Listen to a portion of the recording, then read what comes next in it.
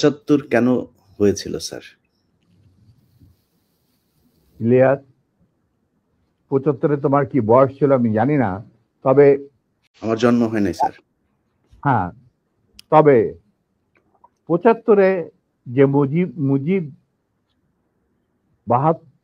70-এর ইলেকশনের সময় 72-এর আগে, মানে 71-এর মুক্তি সংগ্রাম শুরু হওয়ার আগে ছিল, তার চরিত্র ছিল এক ভিন্ন প্রকৃতির।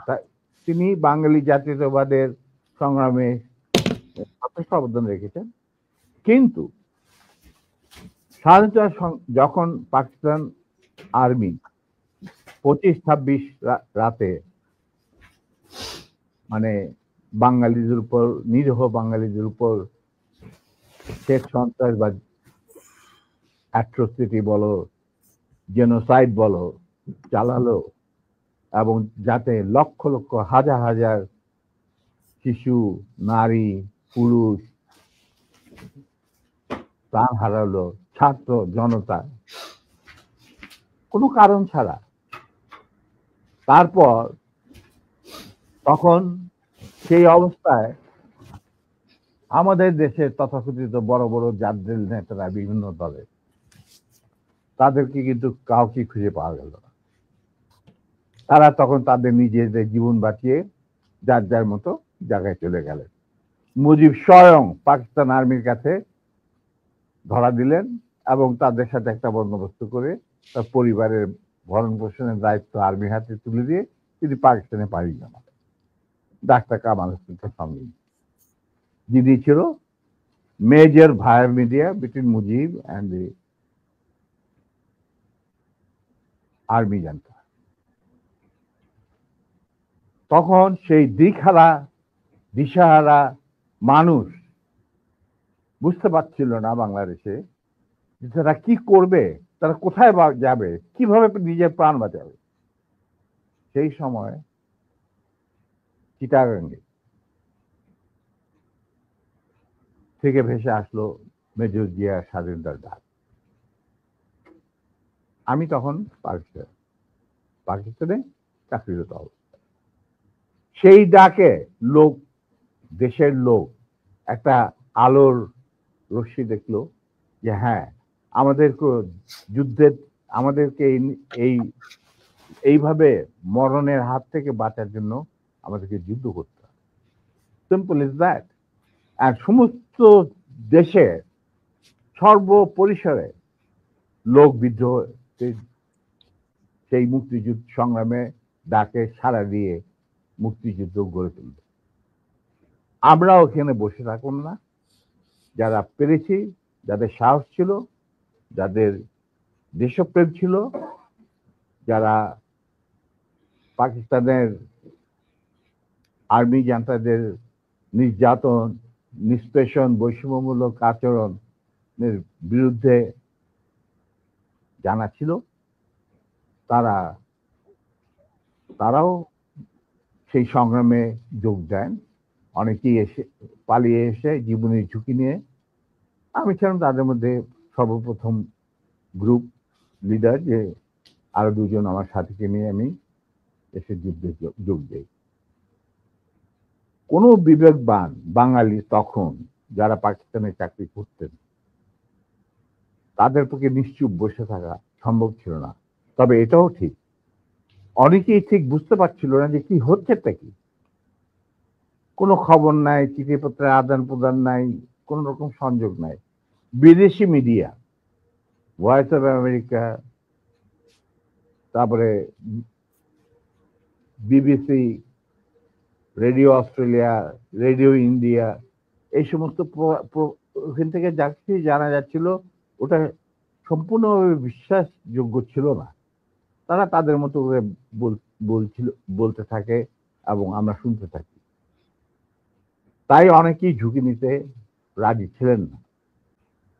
আর একটা সমস্যা ছিল, অনেকেই পরিবার সহকারে থাকতেন পশ্চিম পাকিস্তানে। এখন বউ বাচ্চা নিয়ে তো আর পালিয়ে যাওয়া সম্ভব না সবার পক্ষে। কিন্তু আমি ছিলাম তখন ব্যাচেলার।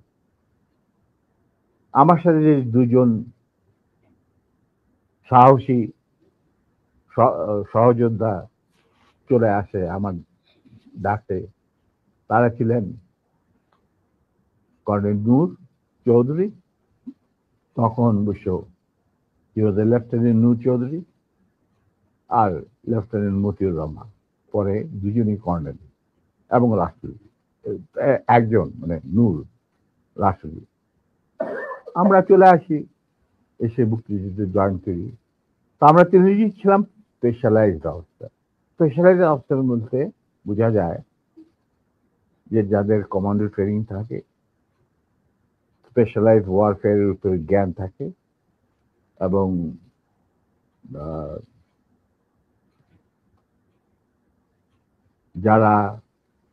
যাদের ইন্টেলিজেন্স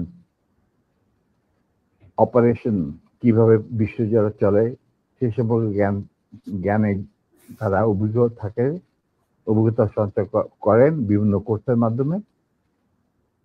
তা আমরা ছিলাম তিনজনই সেই ধরনের অফিসার। তাই আমরা জীবনের ঝুঁকি নিয়ে আল্লাহর নাম নিয়ে বেরিয়ে পড়ি এবং অতি সহজেই দিল্লি পর্যন্ত পৌঁছে। এবং সেখানে আমাদেরকে রিসিভ করা হয় সাউথ ব্লকে, মানে প্রাইম মিনিস্টারের অফিসে শ্রীমতী ইন্দিরা গান্ধী, র প্রধান founding father general Ruban Singh, DP Dhar, মুখ্য সচিব প্রাইম মিনিস্টারের and incharge of Bangladesh affair, এনারা আমাদেরকে রিসিভ করে। তারপর অনেক আলাপ আলোচনা, কিছুদিন ট্রেনিং, ব্রিফিং, পরে আমাদেরকে মুজিবনগর সরকারের কাছে হ্যান্ড ওভার করে দেওয়া হয় এবং আমাদেরকে দিল্লি থেকে নিয়ে আসার জন্য general Usmani, commander in chief মুক্তি ফৌজ, জনাব Tajuddin, prime minister of the provisional government, 7 দফা চুক্তি করার পর, আর ফরেন মিনিস্টার খন্দকার মুশতাক আহমদ, যিনি আমার বাবার ক্লাসমেট, তারা আসেন দিল্লিতে। এসে তাদেরকে ফর্মালি আমাদেরকে হ্যান্ড ওভার করে দেওয়া হয়। তারপরে আমাদের তিনজনের মধ্যে দুজনকে, আমাকে এবং মতিকে, অ্যাপয়েন্ট করা হয় as guerrilla adviser to the sector commander. মানে 11টা সেক্টরের মুক্তিযোদ্ধাদের রিক্রুট করা, তাদের ট্রেন করা, তাদেরকে ইন্ডাক্ট করা, অপারেশন করানো, সব দায়িত্ব পড়ে আমাদের দুজনের উপর। আমরা এই 11টা সেক্টরকে ভাগ করে নিই। আর Noor being the junior most, Osmani সাহেব উনাকে তার পার্সোনাল স্টাফ অফিসার হিসেবে মুজিবনগর সরকারের যে হেডকোয়ার্টার ছিল মুক্তিবাহিনী, সেখানে তার সাথে রাখেন। এবং শেষ পর্যায়ে কিছুদিনের জন্য নূর অনেকটা দৃঢ়তার সাথেই উসমানীর সাথে আলাপ করে সাউথ বেঙ্গলে চলে যায় এবং মুক্তিযুদ্ধে সক্রিয়ভাবে অংশগ্রহণ করে। সেও আঘাতপ্রাপ্ত, মানে সেও যুদ্ধে ইনজিওর্ড হয় একটা অপারেশনে, এবং তাকে বীর বিক্রম খেতাব দেওয়া হয়। আর আমি যুদ্ধের সময় 3-4 বার আহত হয়েছি, তার একটা নিদর্শন আমার দেখো হাতের অবস্থা। এখানে গেলে সবকিছু অর্ধেক বোধ হয় আর্টিফিশিয়ালি ক্রিয়েটেড, রিক্রিয়েটেড, যেটাকে প্লাস্টিক সার্জারি বলা হয়। But then I continue. তারপর সেনাবাহিনী গঠন করা, বাংলাদেশ মিলিটারি একাডেমি স্থাপন করা, পিটি স্কুল মানে ফিজিক্যাল ট্রেনিং স্কুল স্থাপন করা, সিলেটে ওয়েপন অ্যান্ড প্র্যাকটিস শেখার স্কুল স্থাপন করার সব দায়িত্ব আমরা পালন করি। এর সাথে সাথে চলে রিক্রুটমেন্ট ফর আর্মির যে 5টা ব্রিগেডের প্র্যাকটিস দিয়েছিল বুঝি, এই ব্রিগেড 5টা এবং বিমান বাহিনী নৌবাহিনীর জন্য রিক্রুটমেন্টের ইনচার্জ ছিলেন deputy chief of staff Ziaur Rahman. যদিও তিনি সিনিয়র ছিলেন, তাকে তো বানায়নি চিফ, তাকে তো অ্যাজ এ কর্নেল বের করে দিতে চাইছিল, কিন্তু পারেনি, আমাদের জন্যই পারেনি। আচ্ছা, যাই হোক, ওনার স্টাফ অফিসার হিসেবে দায়িত্ব পড়ে আমার উপর। আর আমি একাই আমার অন্যান্য সহযোদ্ধা কমান্ডারদের লিস্ট ওরা পাঠিয়ে যেত। আমি প্রায় 25,000 প্রাক্তন মুক্তিযোদ্ধা যারা আমাদের আন্ডারে চাকরি করেছে, মানে যুদ্ধ করেছে, তাদেরকে আমি আর্মিতে, এয়ারফোর্সে, মানে ডিফেন্স ফোর্সে, নেভি ইনক্লুডেড নিয়োগ রিক্রুট করি। তারপর চাকরি করতে থাকি, চাকরি চলতে থাকে। এই হচ্ছে আমাদের স্বাধীনতা সংগ্রামের ছোট্ট সিনপসিস। বলো এরপর কি, আর কি জানতে চাও?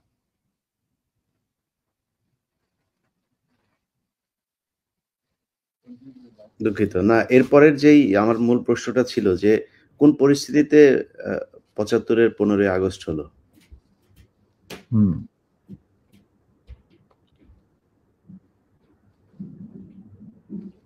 খুবই স্পর্শকাতর প্রশ্ন ইলিয়াস। নিজের বাদ্য নিজে বাজানো অনেক সময় ঠিক হয় না, কিন্তু তুমি যখন প্রশ্ন করেই বসলে তখন একটা ছোট্ট জবাব দেব। স্যার, এই আমার ইউটিউব চ্যানেলে আমি আজকে প্রায় 5 বছর হলো ভিডিও লাইভ করি, প্যাকেজ দেই। সো ফার আই রিমেম্বার আমার সবচেয়ে বেশি একসাথে ভিউয়ার ছিল সম্ভবত 20 বা 25,000।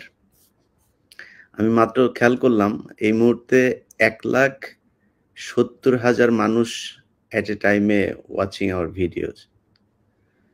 এটা তো তোমার, the credit goes to you. No, credit goes to you, man. Goes to you. Well, I'm just well, যা কিছু হয় আল্লাহর ইচ্ছায় হয়। আমি একজন আমি এই জন্যই বললাম যে আপনার নিজের ঢোল আপনি যেটা মানে বাজানোর কথা বলছেন, আপনি তো বাজান নাই, 50 বছর চুপ ছিলেন।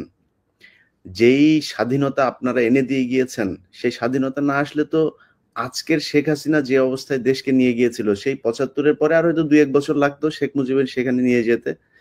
তো আমাদেরকে এই যে উদ্ধার করে দিয়ে গিয়েছেন, এই কৃতজ্ঞতা বোধটা বাঙালি জাতির নেই, যে কারণে আজকে মেজর শরীফুল হক ডালিম বাংলাদেশের মাটিতে নেই। অথচ আপনাদেরকে সর্বোচ্চ সম্মাননা দিয়ে আমাদের দেশে রাখা দরকার ছিল, সেই সম্মানটুকু আমরা দেখাতে পারি নাই বলেই মাঝে মধ্যেই আবার 2024 আসে। তো আপনি ওইটা নিয়ে আমার মনে হয় দেরি তো অবশ্যই হয়েছে, কিন্তু আমাদের জানা উচিত, এই জাতি প্রতিটা মানুষ জানতে চায় কি হয়েছিল 75-এর 15ই আগস্ট। প্রথম কথাটা হচ্ছে যে 15ই আগস্ট কিন্তু কোনো বিচ্ছিন্ন ঘটনা না। এটা সূত্রপাত হয় মুক্তিযুদ্ধ চলাকালীন অবস্থায়। আমরা বুঝতে পেরেছিলাম যে বাংলাদেশের মুক্তিযুদ্ধটা অ্যাকচুয়ালি কাদের ইন্টারেস্টে হচ্ছে। দেখে আমাদের ইন্টারেস্টে হচ্ছে যে আমরা আমাদের দেশ যুদ্ধ করে স্বাধীন করব, নাকি এটার পেছনে অন্য কোনো উদ্দেশ্য কাজ করছে। যখন 7 দফাতে চুক্তি করে নজরুল ইসলাম আর তাজউদ্দিনকে পারমিশন দেওয়া হলো to establish provisional government in Calcutta, এই 7টা ক্লজ পড়ে সাইন করার পর, দস্তখত করার পরে নজরুল ইসলাম সাহেব ফিট হয়ে পড়ে গিয়েছিলেন যে এটা তো একদম একটা দাস খত যে আমরা ক্রমান্বয়ে ভারতের একটা করদ রাজ্য, তারপরে একটা অঙ্গরাজ্য হিসেবে অঙ্গরাজ্যে পরিণত হবে বাংলাদেশ, হবু বাংলাদেশ। আর ওই joint declaration between Usmani and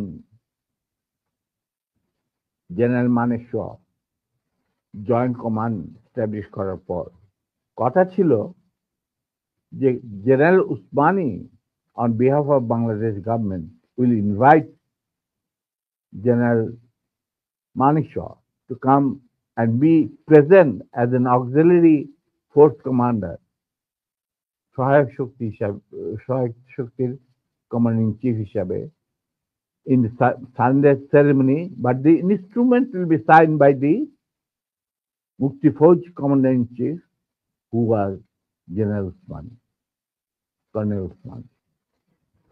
কিন্তু সেটা হতে দেওয়া হলো না। 16ই ডিসেম্বরে যে সারেন্ডার সেরেমনি হলো রেস্ট করতে, সেখানে পরিষ্কার বাংলাদেশের জনগণ দেখতে পেল যে পাকিস্তান আর্মি সারেন্ডার করছে ভারতীয় সেনাবাহিনীর কাছে, এবং সেখানে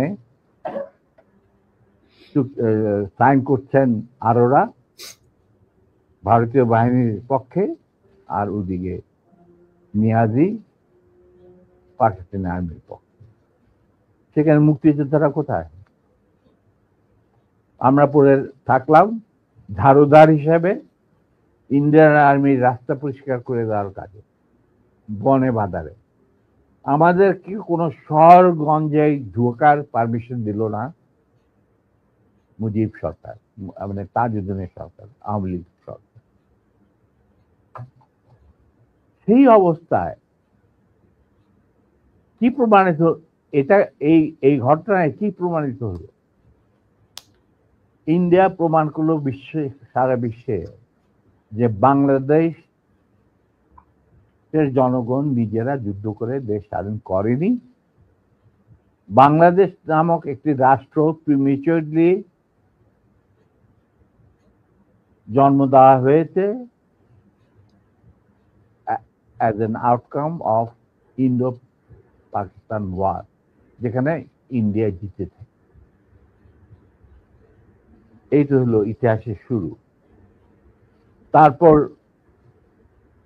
মুজিবকে যখন ছাড়া হলো, সে তো কিছুই জানতো না যে দেশ স্বাধীন হয়েছে, কোনো মুক্তি ফৌজ বলে কিছু ছিল, হাজার হাজার লোক দেশচ্যুত হয়েছে, প্রাণ হারিয়েছে, কি জানতো। তাকে যখন ছেড়ে দেওয়া হলো, তখন ইন্দিরা গান্ধী তাকে পাকিস্তানে ফোন করে বলল যে, ফোন করলো মুজিব, ফোন করে বলল যে আমি দেশে ফিরে যাচ্ছি। তখন ইন্দিরা গান্ধী যাওয়ার আগে আপনার সাথে দেখা করে আমি আপনাকে কৃতজ্ঞতা জানতে চাই। তো তখন ইন্দিরা গান্ধী বলল, কৃতজ্ঞতা জানাবেন, আপনি ফোন না করলে আমি আপনাকে ফোন করতাম, আপনাকে ঢাকায় সরাসরি আপনি যাবেন না, আপনি নয়াদিল্লি হয়ে যেতাম। মুজিব সেটাই করলেন, তিনি চলে গেলেন নয়াদিল্লি, লন্ডন হয়ে। সেখানে কি হলো, যে 7 দফা চুক্তিতে সাইন করার পর প্রবাসী সরকার গঠন করেছিল তাজউদ্দিন আর নজরুল ইসলাম, সেই আওয়ামী লীগ বাংলাদেশে ক্ষমতা গ্রহণ করলো সারেন্ডারের পর। ওই 7 দফা ভিত্তিতে, এবং সেই 7 দফাতে মুজিব স্বাক্ষর দেওয়ার পর ফিরে গিয়ে তিনি ক্ষমতা নিজে হাতে নিয়ে নিলেন। তাজউদ্দিনকে বলল, তাজউদ্দিন তুমি প্রাইম মিনিস্টার থাকবা না, আমি হোম প্রাইম মিনিস্টার। তারপর কি হলো, কোনো নির্বাচন নাই, কিছু নাই। ওই 70-এর নির্বাচনের সুবাদে তারা ইন্ডিয়ার 4 স্তম্ভ ডুপ্লিকেট বাংলাদেশে ইম্পোর্ট করে তার উপরে একটা সংগঠন বানানো, হুবহু এক। শুধু তাই না, রবীন্দ্রনাথ ঠাকুর, যাকে নিয়ে আমরা নাচানাচি করি এবং অনেকের মানে ভাসে যায়, আপ্লুত হয়ে যায় আবেগে, এই রবীন্দ্রনাথ ঠাকুর একজন ইন্ডিয়ান নাগরিক এবং ইন্ডিয়ার জাতীয় সঙ্গীতের রচয়িতা। আমাদের দেশে তার চেয়েও প্রতিভাবান কবি কাজী নজরুল উপস্থিত থাকা সত্ত্বেও আমরা সেই ভারতীয় নাগরিকের একটা গানকে আমাদের জাতির উপরে চাপিয়ে দেওয়া হলো জাতীয় সঙ্গীত। পৃথিবীর ইতিহাসে এমন কোন নজির আর দ্বিতীয়টা আছে বলে আমি মনে করি না। কেন কোন বাংলাদেশে যদি নজরুল ইসলামকে আমরা জাতীয় কবি আখ্যা দিয়ে থাকি, তাহলে নজরুল ইসলামের গান কেন হলো না? বা অন্য কারো গান হতে পারতো জাতীয় সঙ্গীত। ভালো ভালো কবি সাহিত্যিক ছিলেন আমাদের দেশে, কিন্তু পৃথিবীর ইতিহাসে কোথাও নাই যে বিদেশি এক নাগরিকে যে নাকি তার দেশের জাতীয় সঙ্গীত রচনা করেছে এবং আমাদের শুদ্ধ স্বাধীন বাংলাদেশে এসেও আমাদের জাতীয় সঙ্গীত রচনা করতে হবে। কি ধরনের কথা? That means you have nothing in your hand. তারপর মুজিবকে দিয়ে রক্ষী বাহিনী সৃষ্টি করলো ইন্ডিয়া। তারা বাংলাদেশের সামরিক বাহিনীকে দুর্বল করে একটা নামে মাত্র সামরিক বাহিনী, হাতে লণ্ঠন করে ঠনঠন, এই ধরনের একটা সেনাবাহিনী রাখবে। আর কারণ একটা সেনাবাহিনী তো রাখতেই হবে, কারণ যে কোনো জাতির মেরুদণ্ড হচ্ছে সেনাবাহিনী। ওই হাতে লণ্ঠন করে ঠনঠন, আর আসলে তার চেয়ে অনেক শক্তিশালী একটা বাহিনী গঠন করলো ইন্ডিয়া। স্যার, ওই যে 7 দফাটা আমরা তো ইতিহাস পড়ে, আমরা তো আসলে সাক্ষী না, আমরা পড়ে মানুষকে জানানোর চেষ্টা করেছি। আপনার স্মরণ আছে 7 দফাটার কথা? কি কি ছিল ওই দফায়? যদি কয়েকটা গুরুত্বপূর্ণ জায়গা যদি মনে রাখেন। দেখো ভাই, আমি তো অ্যাকচুয়ালি 7 দফা একদম টোটো এগুলো আমার বইতে লেখা আছে। যারা এটা কেন জিজ্ঞেস করলাম স্যার, কারণ হচ্ছে মানে আপনি সেনাবাহিনী তো করতে পারবেন না স্যার, সেনাবাহিনী তো 7 দফা মানলে করতে পারবেন না স্যার। আমার পক্ষে হয়তো এখন রিকালেক্ট করা অফেন ডিফিকাল্ট, কারণ আমার মাথায় অনেক কিছু খেলা করে। জি স্যার। দু একটা জিনিস বলছি, যেমন ধরো মুজিব এবং তার সরকারকে প্রোটেকশন দেওয়ার জন্য ইন্ডিয়ান আর্মি অবস্থান করবে বাংলাদেশ। বাংলাদেশের কোনো শক্তিশালী সামরিক বাহিনী গঠিত হবে না। বাংলাদেশের কোনো স্বাধীন বৈদেশিক নীতি থাকবে না।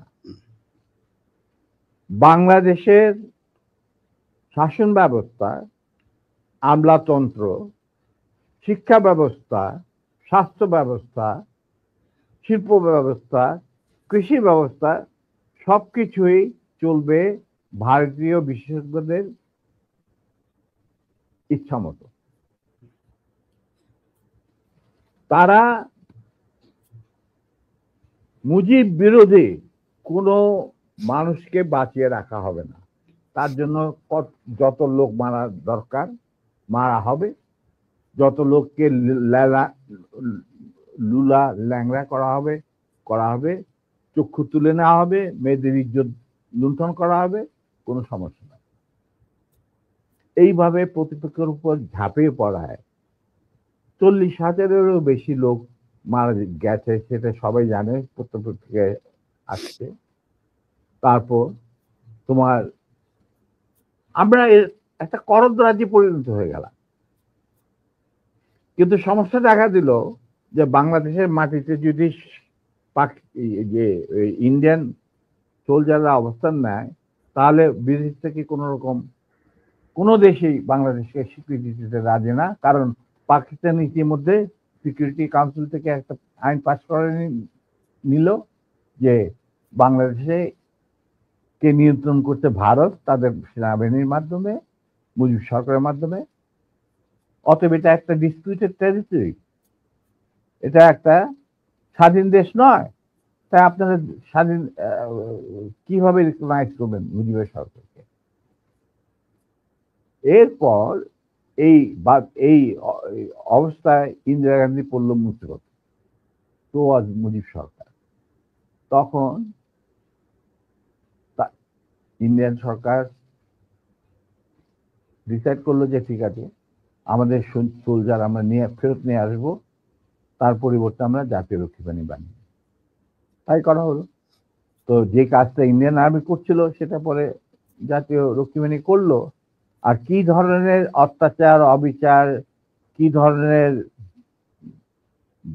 মানে হত্যাযজ্ঞ, গুম খুন এবং অনাচার অবিচার মুজিব সরকার করছিল, সেটা খতিয়ান তো তুমি আমার কি ভালো জানবে।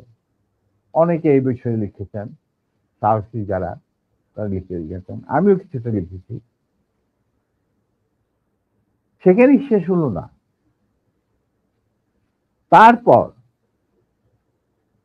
দেখা গেল যে সেই সুতিগার থেকে মুজিব কায়েম করলেন একদলীয় এক ন্যায়কত্ব স্বৈরাচার শাসন বাকশাল, এবং নিজেকে তিনি আজীবন রাষ্ট্রপতি হিসেবে ঘোষণা দেবেন সিদ্ধান্ত না হলো। এই বাকশালের মেম্বার সবাই। সেই বাকশাল করার পর মুজিবের শক্তি বেড়ে গেল, তার নিষ্ঠুরতা এমন অসহনীয় পর্যায়ে চলে গেল, ইলিয়াস লুটপাট, মার ধর, চোরাচালান, তার নকল টাকা ছাপানো ভারত থেকে, এই সমস্ত মানে একটা আমাদের মনে অস্তিত্বই এমন অবস্থায় গিয়ে থাকলো যে মানুষ একদিন মুজিবের জন্য দোয়া করেছিল, যে আল্লাহ আমাদের এই মুজিব আমাদের চোখের মনি, আমাদের বাঁচাবে, দেশকে স্বাধীন করবে, বাঙালিদের ন্যায্য অধিকার আদায় করবে। সেই মুজিবের জন্য লোকজন আল্লাহর কাছে দোয়া চাচ্ছিল যে আল্লাহ আমাদের আজাদ দাও, নমরুদের হাত থেকে আজাদ দাও, আমরা তো শেষ, মরে যাচ্ছি সব, কোথাও কোনো কেউ নেই প্রতিবাদ করা। এটা তো আমরা যারা সেনাবাহিনীতে তখন ছিলাম, যারা দেশপ্রেমী যোদ্ধা, তারা ঠিক মেনে নিতে পারেনি। যেভাবে তারা মেনে নিতে পারেনি পাকিস্তানের জান্তাদের অবিচার এবং দুরাচার। এরই পরিপ্রেক্ষিতে তাদের নেতৃত্বে সংগঠিত হয় একটা সেনা বিপ্লব। অনেকে বলে মুজিবকে মারা হলো কেন? মুজিব তো মারা যায় নাই, মুজিব নিহত হয়েছে একটা সেনা অভ্যুত্থানের ঘটাকালে। সেনা অভ্যুত্থান তো আর খালি হাতে মার্বেল খেলে না, ওখানে দুই পক্ষ থেকেই গোলাগুলি হয় এবং হতাহত হয় দুই পক্ষে। যেমন মুজিবের পক্ষের কিছু লোক মারা গেল, সেভাবে বিপ্লবীদের, সেনা অভ্যুত্থানকারী বিপ্লবীদের তরফ থেকে কিছু লোক প্রাণ হারায়। এটাই বাস্তবতা। কিন্তু তারা বিজয়ী হয়ে গেল, বিপ্লবীরা বিজয়ী হলো, তারা ক্ষমতা তাদের নিজের হাতে নিয়ে নিল। স্বতঃস্ফূর্ত ভাবে ইলিয়াস, ঘোষণাটা অবশ্য আমি দিয়েছিলাম, স্বতঃস্ফূর্ত ভাবে মুজিবের সেই মৃত্যুর খবর জানার পর আর বাকশালের পতনের খবর জানার পর লাখো লাখো লোক, মানে দেশের রাস্তা ঘাট, গঞ্জ, শহর, বন্দর, নগর, গ্রাম সবাই আনন্দ মিছিল বের করলো। আমরা তো এই সমস্ত লোকজনকে ডেকে নিয়ে আসিনি, স্বতঃস্ফূর্তভাবে লোকজন। আর যে সমস্ত রাজনৈতিক নেতা বা দলগুলো আন্ডারগ্রাউন্ড ছিল তারাও জনসমর্থন নিয়ে রাস্তায় চলে আসে। এইভাবেই জনস্বীকৃতি পেয়েছিল 15ই আগস্টে 32 সামরিক অভ্যুত্থান। এবং পরবর্তীতে খালেদ মোশাররফের প্রতিক্রিয়াশীল কুচক্রীদের কুদেতার বিরুদ্ধে ঘটা 7 নভেম্বরে সিপাহী জনতার বিপ্লব। এগুলো সব একই সূত্রে গাথা। তো আমি বলবো যে আমাদের ফার্স্ট রিপাবলিক ছিল ফ্রান্স রেভলিউশনের পরিপ্রেক্ষিতে বলছি, ফার্স্ট রিপাবলিক ছিল 71 মুক্তিযুদ্ধ, তারই ধারাবাহিকতায় হয়েছে 75 আগস্ট বিপ্লব, তারই ধারাবাহিকায় থার্ড রিপাবলিক হয়েছে 1924 সালের ছাত্র জনতার গণ অভ্যুত্থান। এখন যেহেতু আমি বলেছি যে সম্পূর্ণ বিজয় আমাদের এখনো অর্জিত হয়নি, চলমান বিপ্লবের গতিধারায় সংগঠিত হবে চতুর্থ রিপাবলিক, মানে চতুর্থ বিপ্লব। আমি এবং আমার সাথী ভাইরা যারা এখনো বেঁচে আছেন, যে অবস্থাতেই আছেন, আমরা যদি আমাদের বর্তমান প্রজন্মের বিপ্লবীদের, ছাত্র জনতা, তাদের বিপ্লবী কাণ্ডে কোন রকম অবদান রাখতে পারি, আমাদের নিজস্ব অভিজ্ঞতা, যোগাযোগ থেকে, তাহলে আমরা সেটা করতে প্রস্তুত, পিছপা হব না ইনশাআল্লাহ। এবং আমরা তাদেরকে শ্রদ্ধা, সালাম এবং বিপ্লবী সালাম সাথে মন থেকে দোয়া করছি যে তাদের বিপ্লব যাতে ব্যর্থ না হয়, তারা যাতে বিজয় সংগঠিত করে, বিজয় অর্জন করে, তারা যাতে একটা সুখী, সমৃদ্ধ, শক্তিশালী বাংলাদেশ গড়ে তুলে তাকে দুর্জয় ঘাঁটি হিসেবে স্থাপিত করতে পারে। এই আমার